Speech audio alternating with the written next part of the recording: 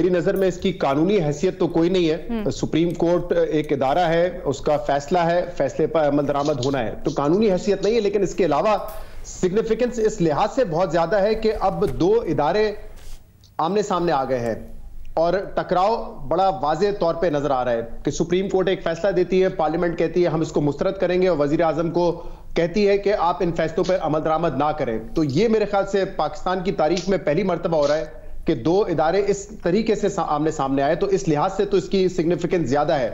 ये बात ठीक है कि आज सिर्फ 40-44 लोग थे, इस चीज को देखना पड़ेगा कि एमएनएस की तादाद बहुत कम थी।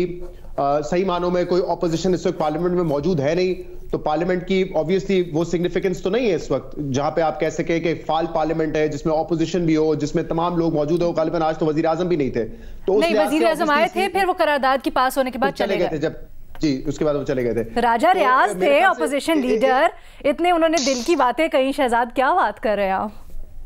हाँ, बस वो कुछ उनके मसाइल होंगे, मेरे ख्याल से वो हल नहीं हो रहे होंगे, इसलिए उनकी वो चीखें निकल रही थी। बल्कि मुझे तो लग रहा है कि पता नहीं अब उनके वो टिकट के आसरे पे उन्होंने सपोर्ट किया था नून लीग को, वो टिकट मिलता है या नहीं मिलता है। वरना मेरे ख्याल से राजा रियाज साहब का सियासत से तो भरोसा उठ ही जाएगा, शायद इंसानियत से भी भरोसा उठ जाए कि इतनी उन्होंने कुर्बानी दी लेकिन उनको बदले में कुछ नहीं मिला।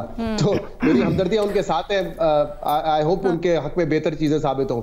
लेकिन मैं कहता कि देखिए पार्लियामेंट अधूरी है, लेकिन इसके बावजूद ये सिग्निफिकेंस इस लिहाज से कि दो इदारे आमने सामने आ गए और इनका टकराव जो है वो पाकिस्तान को बहुत बुरी तरीके से डैमेज कर सकता है, आइन को डैमेज कर सकता है।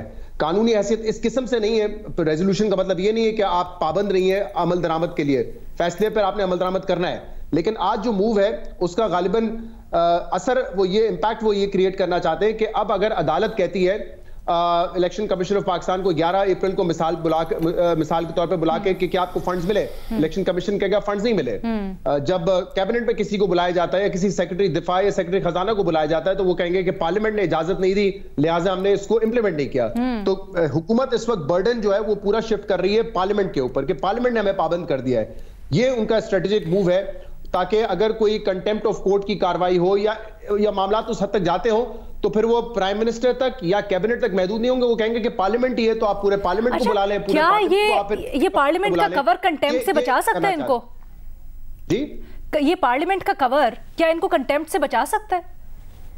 देखिए वैसे तो कानूनी तौर पे तो नहीं बचा सकता थियोरेटिकली, लेकिन आप ये सोचे ना ये कैसे हो सकता है कि सुप्रीम कोर्ट बैठेगा और पूरी पार्लियामेंट को कंटेम्प्ट ऑफ कोर्ट में सजा दे देगा, डिस्क्वालीफाई कर देगा।